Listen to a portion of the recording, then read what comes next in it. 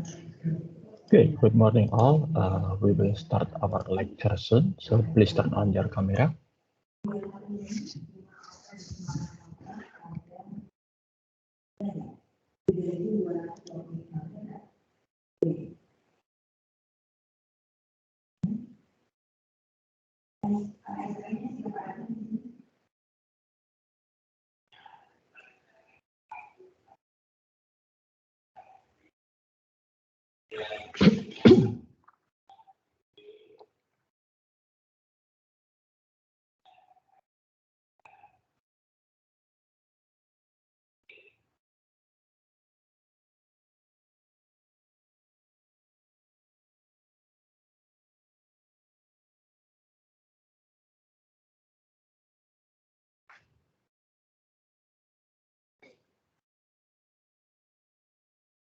Okay, thank you.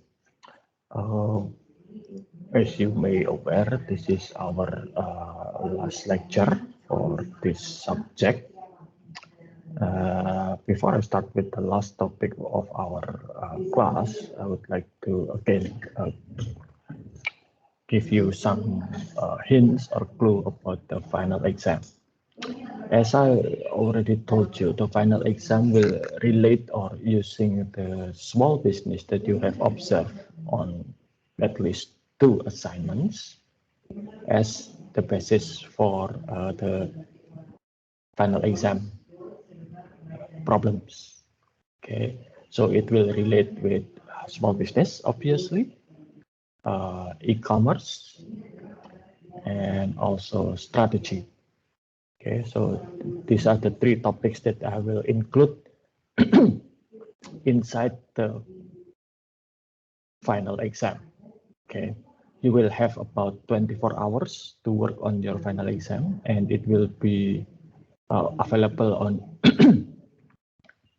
kuliah.uaj.ac.id 24 hours before the exam schedule start. Okay, I can't remember the exact schedule, the date and time, but you can look it up. Okay, so you will have at least 24 hours to work. So it should be essay, and you should give reference if you use other resources other than your own thinking. If you use book, sorry, website, articles, or whatever. Okay. So the topic would cover, the exam would cover small business, e-commerce, and strategy. Okay, obviously, it's under the information system umbrella rather than the general business in general. Okay. Any question about the final exam? Okay, so you can prepare for that. Hopefully, you can get good mark. Okay. No questions? Good. Then we can start with our last topic today. This is the managing project. Can you see the PowerPoint? Yes, sir. Okay, good. Thank you. So managing projects. In accounting information system, like we already learned about this a bit. We touched a bit about developing information system last week, and we will discuss managing projects. Again, after this subject, you will have a specific subject to discuss about or to learn about developing information system. Okay, but that's for so I will not go into much detail about managing project because it will be covered in depth in that subject. So managing project. Sorry. The reason why developing information systems often fail or problematic, it's because of the managing projects difficulties. Okay. if you build something physical like houses, road, airport, tall building, campuses, you know, or making car, or even making furniture, it's easy to see the progress of the work. Okay, it's easy to measure the progress, and also it's easier to manage, not easier, but easier, because we deal with something that we can see physically, we deal with something that we can touch physically, and we understand just by looking at it. For example, if you build a house, you know when the worker start lay the foundation for your house. You know when they pour the concrete. You know when they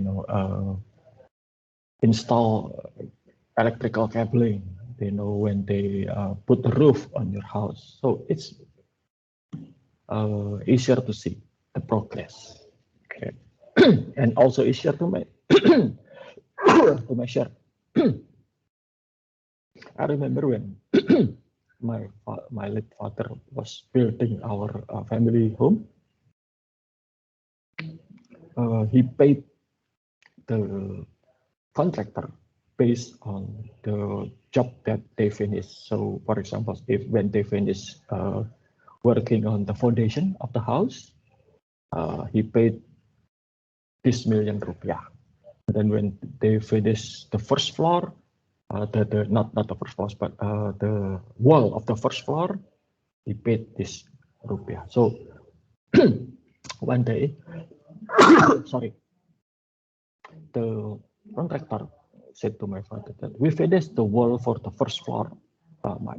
My family home had 2 floors, and they bill my father for the money. Okay, so my father with my grandfather, my maternal grandfather, so it's my grandfather from my mother's side, visit the building. My late grandfather was some kind of contractor himself.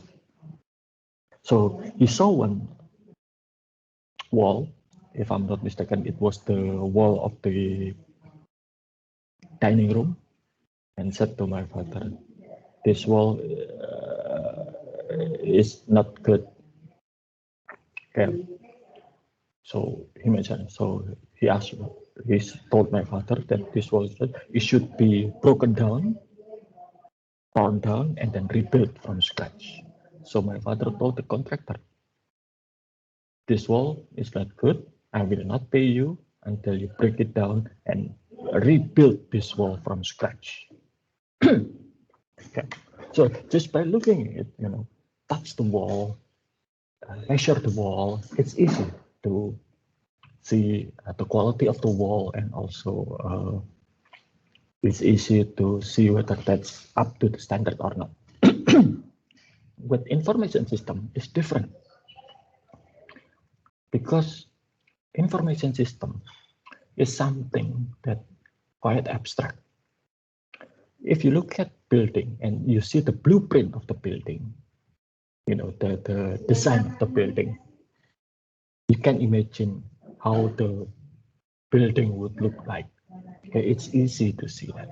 But if you look at the design of the information system, say you look at the flow chart, you look at the data flow diagram, you look at the database of that system, can you imagine how the actual system later works? It's very hard, even for experienced and seasonal system developer. Sometimes it's hard to imagine how that actually works. Okay, so that's one thing. Okay. So managing this information system development project is quite challenging. It's harder than other technical project because it's abstract. The product itself is abstract. Okay. So up to 40% of IT development project in the world is classified as runaway project. It means it's exceed the schedule and the budget. The finishing time of that project is longer than expected. And naturally, if something lasts longer than expected, the cost will be bigger because the salary need to be paid. If they rent some equipment, it has to be paid also, regardless of the work is being done or not.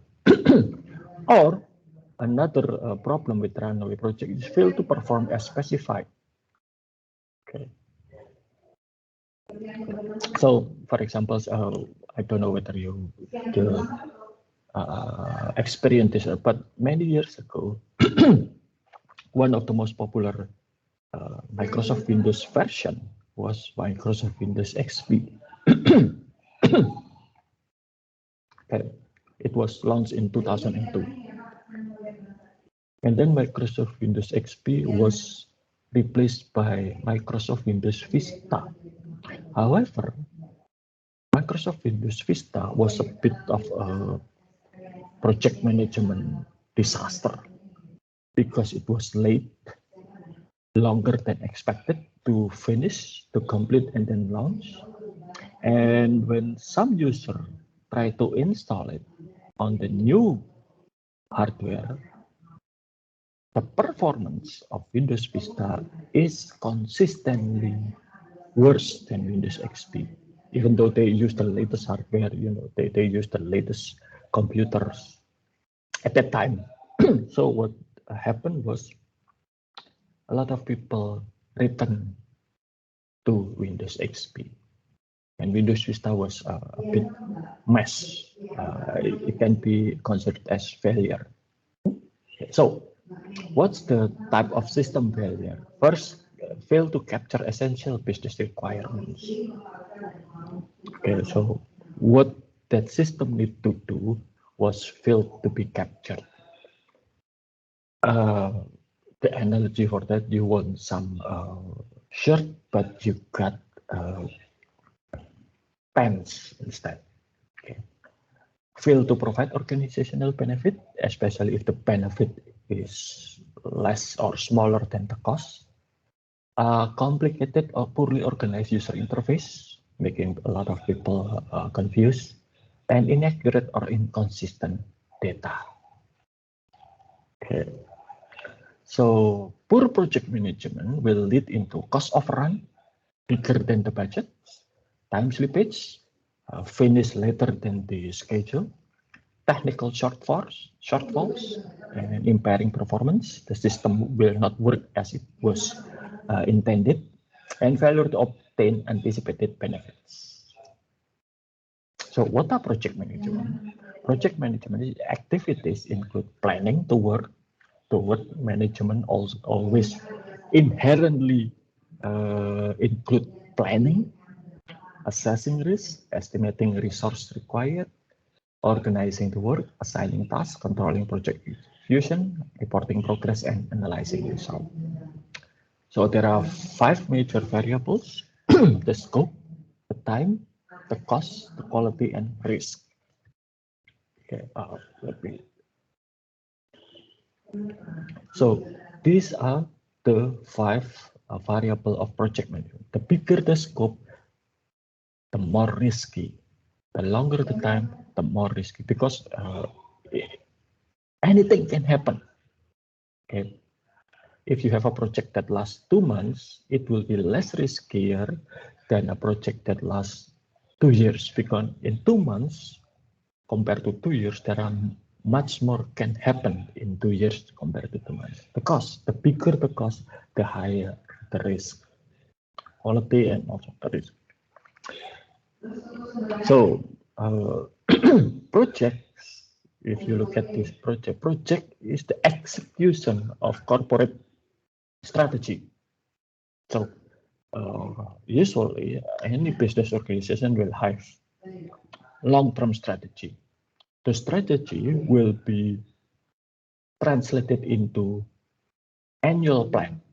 and then annual plan will be translated into individual projects. So if we look at the project team, it's right here on the operational management, project management will be support in the middle. So all the project inside the business organization will need to build to enable or to execute the strategic plan of this organization. Okay.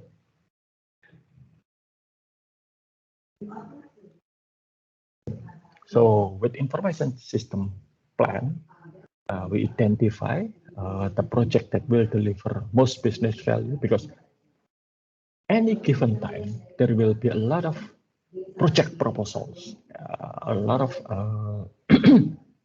area to be digitalized. But as in any organization, the resources to build that system will be limited. So organization will need to prioritize and also need to allocate resources to the most important, most critical, and most priority information system. Okay, and priority can change. For example, if you look at the I don't know whether you already, if you have received your COVID-19 vaccination, after you receive the injection and before you went for observation to observe the side effects, your data will be entered into a system. That system called PCare. Okay. Originally, PCare was developed for automatization of BPJS Kesehatan. If you look at BPJS Kesehatan now, if you want to use that BPJS Kesehatan, you need to create a lot of copy of many different documents. Okay, PCare was built to automate that system. So in the future, just like when you use BPJS Kesehatan, it was like just using ATM card. Instead of copying many things, you just swipe your BPJS card and that's it. You'll be covered. Okay, and it will be easy for you to move from one doctor to another, or from one clinic to another, or from one hospital to another, okay, because the data will be on the PCare. But the PCare itself was not ready yet. It was still under the development phase. But since the COVID-19 arrived, then the government accelerate the development of PCare. So now, if you look at Peduli Lindungi, for example, if you look at your vaccine certificate, that behind those things are actually PCare system. Okay, so that's how priority change. That's how development that originally was taking a slow pace become accelerated because of their situation. Okay, so there are key performance indicators. Okay, so in order to identify which project should be executed, which project should be postponed, and which project proposal should be rejected, we use portfolio analysis. Okay, so if the proposal come to this quadrant, for example, low potential benefit but high project risk, it should be avoided at all costs. If it's low benefit and low risk, this is usually routine, like maintenance project, upgrade project, things like that. If it's low risk but high benefit, it should be identified and developed immediately, because the potential benefit is high, but the potential risk is low. With high project risk and high potential benefit, it should be cautiously examined, evaluated, sometimes a company need to have this kind of high risk, high benefit project. That's become the, what do you call, the new weapon for competing. Take a look at, for example, Samsung. Samsung always came with device that, well, some things that not common. For example, Samsung was the first one to actually develop and sell big smartphone with the screen size more than 4 inches. The first Galaxy Note was the first smartphone that has more than 5 inches screen size. It was risky because, as you may see, Galaxy Note was expensive devices, and yet it was the best seller for Samsung. Okay, and then all other mobile phone, smartphone company follow suit, even Apple. Okay, especially after Steve Jobs passed away, because Steve Jobs didn't believe on large smartphone. Before Steve Jobs passed away, all iPhone size was below 5 inches. Okay, so this, and now Samsung came again with a foldable phone. Okay, a smartphone that you can fold, and then when you unfold it, it looks like a tablet or a flip phone. You know, that ordinary smartphone that can be folded into half. That's risky, obviously, but learning from Samsung experience is also quite beneficial if succeed. Okay. So how to evaluate this? We can use scoring model. Okay, like this one, for example. We get the weight, and then the A, B system will be given scores, and we can see here the grand total of the scores.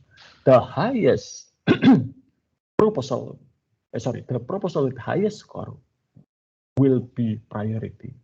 Okay, obviously the scoring will include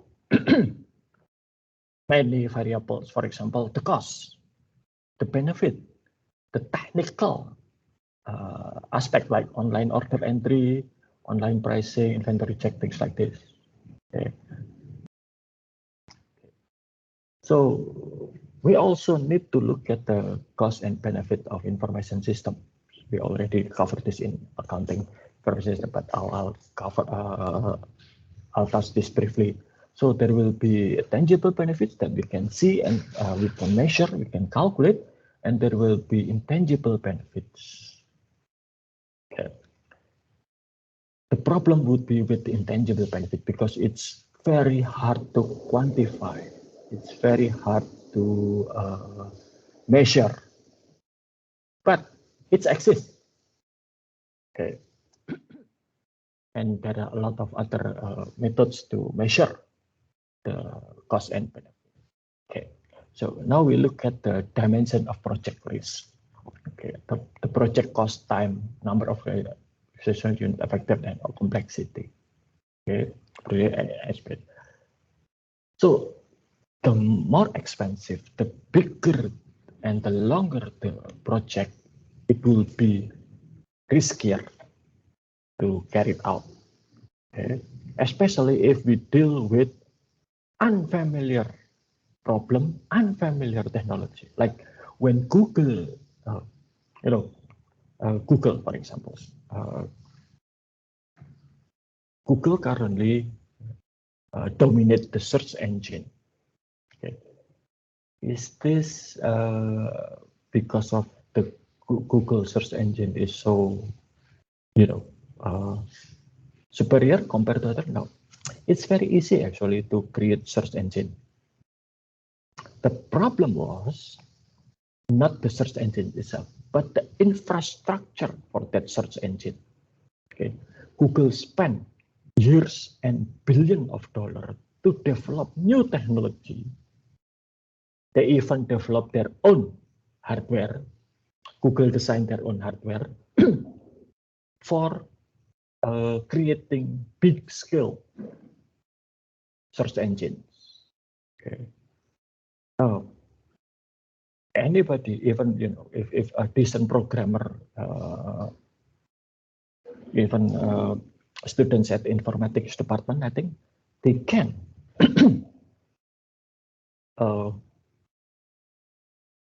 develop or create search engines like what Google did. But the skill of Google, the technology behind Google, was very hard to compete. Even Microsoft couldn't compete with Google in that area. And in that term, Google has to solve a lot of technological problems, like how to use massive scale of technology, how to develop their own massive scale technology. Okay, and if you look at big data term now, Google contribute to big data technology by developing Google. So in the mid, when they develop their search engine, Google actually developed technology for big data, and now they contribute their big data. Facebook also developed their own hardware because what Facebook need was not available on the market, so they have to develop their own. Okay.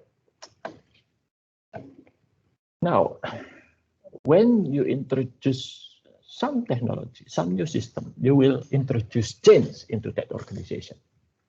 Okay, like what we experienced in the last 2 years or so, when we were forced to work from home, school from home, online learning, and there are so many challenges. There are so many changes that we face. Okay, and that's sometimes very difficult. Okay, but change is inevitable. All organizations should change to adapt to their business environment.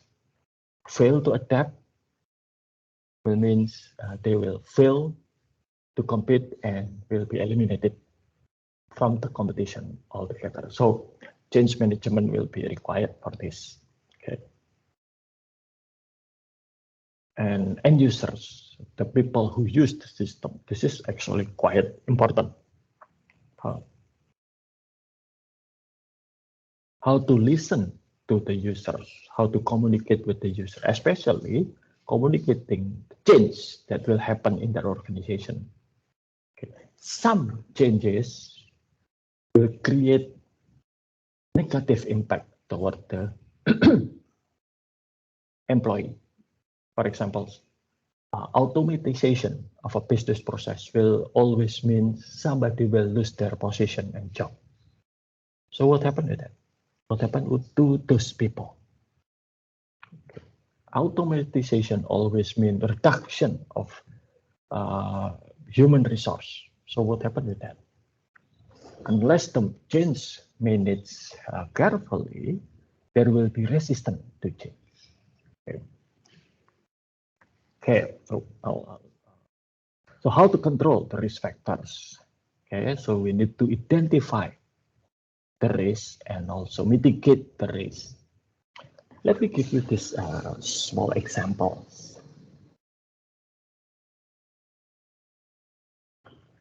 Holidays. This is before pandemic, obviously. Holidays.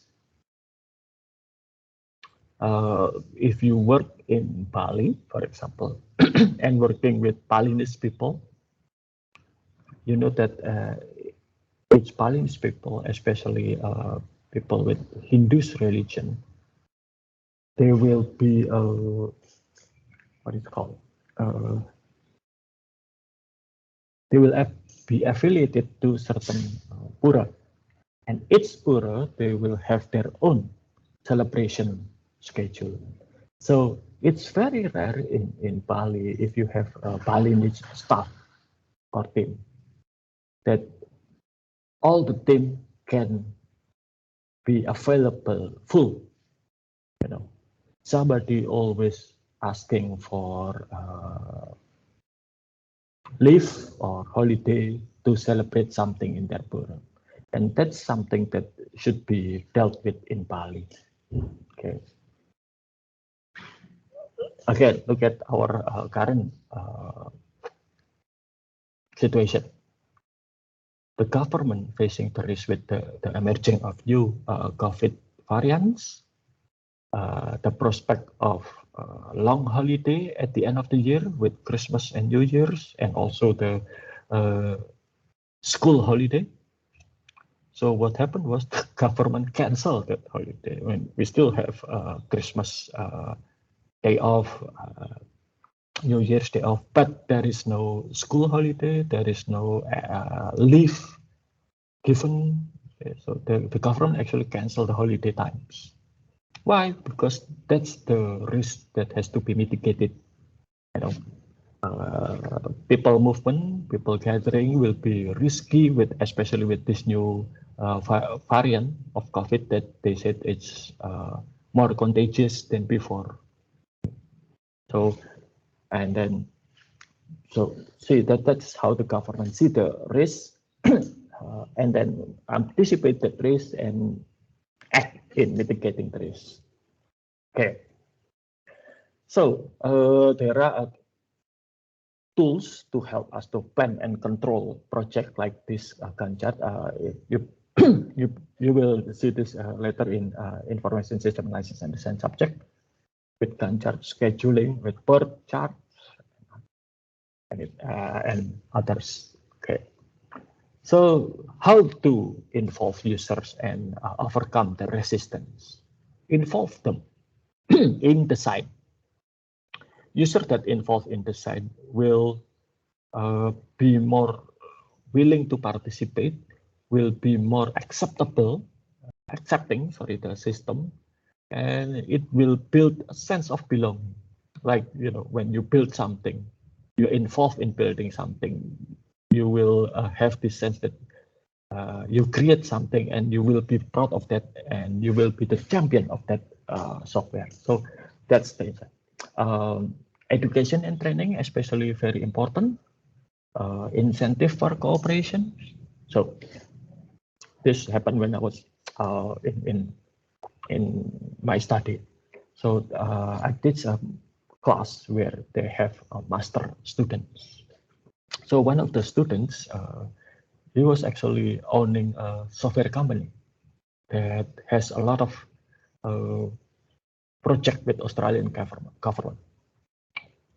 He founded that company when he was fresh out of college in the 80s, so older than me. And he and a few of their colleagues built that company, and they had a lot of projects from others, from the government of Australia. And then they used the traditional method of building system. And then he saw that currently, at that time, there were a trend emerging that the traditional methods of building system was replaced by agile development methods.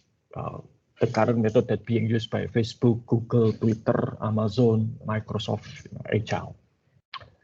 When he discussed this with his fellow in his company, with his friends, that they said, no, why would risk to try something new? They already in their comfort zone. Okay. With this traditional method, we already have a lot of job from the government. We have secure fund. We have secure revenue. We have nothing to worry, and this and that. But this person, he was adamant that he need to try these new methods. But how? Okay. If he fired all his friends because they refuse the new method, it will be difficult. Those friends, they were loyal when the company was still a small company. They built the company with him. They contribute a lot to the company. So just to dismiss them, it was unnecessary, inhuman, not fair, and it will land him with a lot of lawsuits. So what happened was he hired new people. Okay, he gave them new equipment. He gave them new space of office. So when his old friend asked him what they do, oh, they work on the new project using the new approach to system development. So when the old workers or his old friend wants to join, he gives them new equipment, okay, and gives them new training for the new methods. For the people who doesn't want, they still can work with their own project. Nothing changed. The salary is still the same. The benefits still the same. But so that's incentive for cooperation. If you want to join the new team, you are welcome. You get new equipment. You will get new training, things like that. Incentive is not always in terms of financial.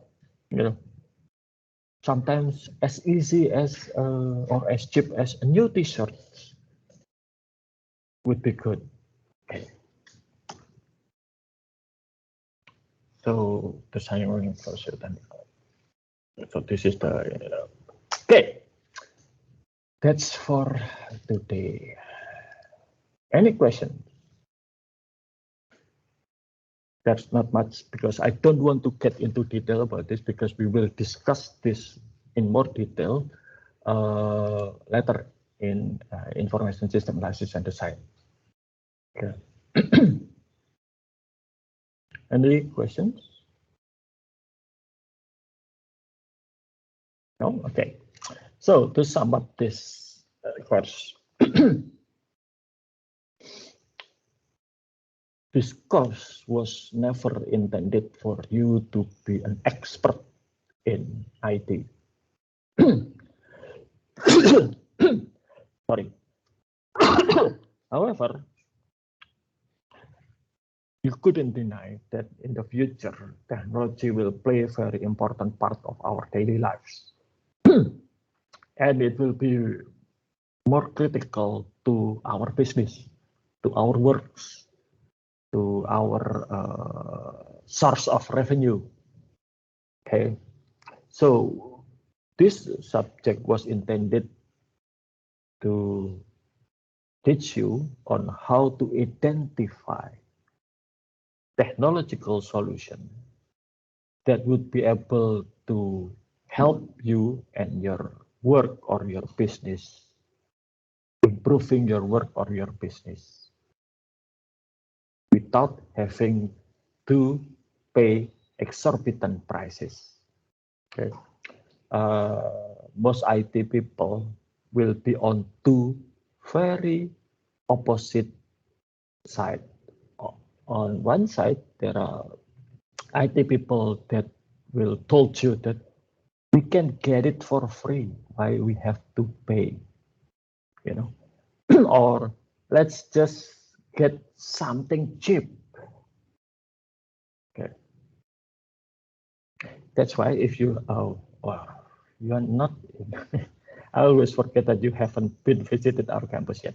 But interestingly, if you look at later, if you visit our computer labs or if you visit our faculty, you'll see that our faculty use branded computers. Hewlett-Packard.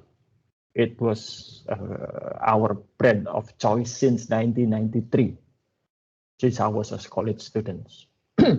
Compared to, for example, the informatics department. They bought, what do you call it in English? In Indonesia, it's called Rakitan. So it's unbranded, They're just asking for this type of computer, and then the seller will build that computer for them. But we bought a branded one. Okay. Why? Because informatics, they have the knowledge to fix the computers. We at the Faculty of Business and Economics doesn't have that. So we didn't want to be bothered with those preparation. Something broken, told the Hewlett Packard service center, and they will fix it for free. Okay, so on the one side, they want something as cheap as possible. On the other opposite side, there are IT people that want the best of the best. If it's not the most expensive or the best technology or the newest technology, they won't touch it. I call them gold-plated solution.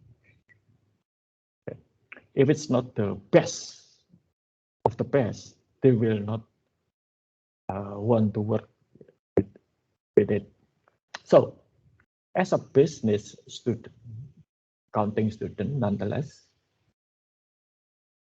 you know that the best doesn't necessarily mean the cheapest, nor the most expensive. Cost and benefit. The cost should be lower than the benefit. If you must buy the most expensive equipment because you need it, then by all means, go ahead, buy it. But if you can get something for free and it suited your business goals, by all means. So we are in the middle. We are not opting for the cheapest solution nor the most expensive solution. We opt for the most beneficial solution. Sometimes it leans toward the expensive, sometimes it leans toward the cheap solution, but it's never ever the consideration. Yes, it's expensive perhaps, but if you want to generate massive revenue, you need to have massive capital. But if you want to capture whale, you cannot use earthworm. You have to, using others. So that's the essence of this subject. I don't think and I don't expect that you will remember each of the subject in this course after you finish. But as long as you're able to see each solution alternative that you face and then you understand which one will be beneficial for your works or business, and also considering the cost, and you pick the best solution based on that cost benefit analysis, then my work is done. Okay. So, any questions?